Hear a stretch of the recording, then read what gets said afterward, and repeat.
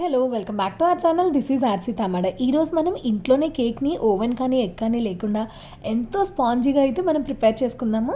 So దీనికోసం నేను first milk made అయితే తీసుకున్నాను. చాలామంది ఏం చెప్తున్నారంటే మిల్క్ మేడ్ ఓపెన్ చేసిన తర్వాత ఎక్కువ కాలం ఉండట్లేదు అని. సో దీనికోసం ఏంటంటే మనం ఓపెన్ చేసినా ఎలా ఉన్నా పర్వాలేదు, కానీ దీన్ని ఒక 8 కంటైనర్లో పెట్టేసి డీప్ ఫ్రిడ్జ్లో పెట్టేసేయాలి.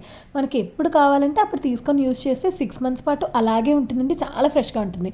సో లేట్ ఎందుకు వీడియో అయితే స్టార్ట్ చేసేద్దాం. నేను 2 spoons ఆఫ్ మిల్క్ మేడ్ అయితే తీసుకున్నాను. దీన్ని బాగా ఏంటంటే బీట్ చేస్తున్నాను. సో తర్వాత కొంచెం షుగర్ అయితే తీసుకుంటున్నాను. సో నేను 200 grams మైదా తీసుకున్నాను కాబట్టి ఒక 30 grams షుగర్ తీసుకొని దీన్ని ఫైన్ పౌడర్ కింద చేసుకుంటున్నాను. చూసారా, మిక్సీలోనే ఫైన్ పౌడర్ చేసేసుకోవచ్చు. పౌడర్ అయితే కనుక మనకి మిక్స్ చేసుకోవడానికి చాలా ఈజీగా ఉంటుంది. సో ఇంత ఫైన్గా పౌడర్ అయిపోతే మనం ఎక్కువసేపు బీట్ చేయాల్సిన అవసరం అయితే ఉండదన్నమాట. సో ఇప్పుడు ఈ షుగర్ పౌడర్ని కూడా యాడ్ చేసుకొని మనం మళ్ళీ ఒకసారి బీట్ చేసుకోవాలి. సో నా దగ్గర అయితే బీటర్ ఉంది కాబట్టి దీంతో చేస్తున్నాను. లేకపోతే మీరు స్పూన్తో కానీ లేకపోతే ఏదో ఒకటి యూస్ చేసి బీట్ చేసుకోవచ్చు. ఇది చాలా ఈజీ ప్రాసెస్. దీనికి ఏంటంటే ఎక్కువ టైం కూడా పట్టదు. చూసారా, నేను జస్ట్ నార్మల్గా గరిటతోనే అయితే మొత్తం కలిపేస్తున్నాను.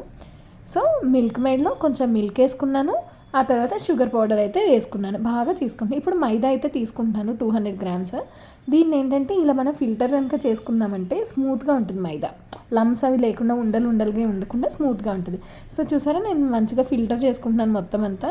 So జల్లించుకుంటున్నాను mainly. సో అదంతా కూడా తీసుకెళ్ళి మనం ముందుగా బీట్ చేసుకున్న దాంట్లో పెట్టేసి బాగా మిక్స్ చేసుకోవాలి. సో ఇక్కడ మిక్స్ చేసేటప్పుడు లమ్స్ ఉండకుండా బాగా మిక్స్ చేసుకోవాలి. సో నేనైతే నార్మల్గా బీటర్ అయితే యూస్ చేయలేదు, ఇక్కడ గరిటతోనే తీసుకున్నాను. సో చూడండి, 200 grams మైదా, 30 grams అయితే షుగర్.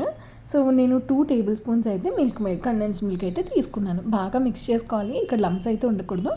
మీరు మిక్స్ చేసే కొద్దీ అది స్మూత్నెస్ అనేది బాగా వస్తుందన్నమాట. సో ఒక్కసారి ఫాస్ట్గా తిప్పేస్తే చూసారా ఎంత స్మూత్గా అయిపోయిందో.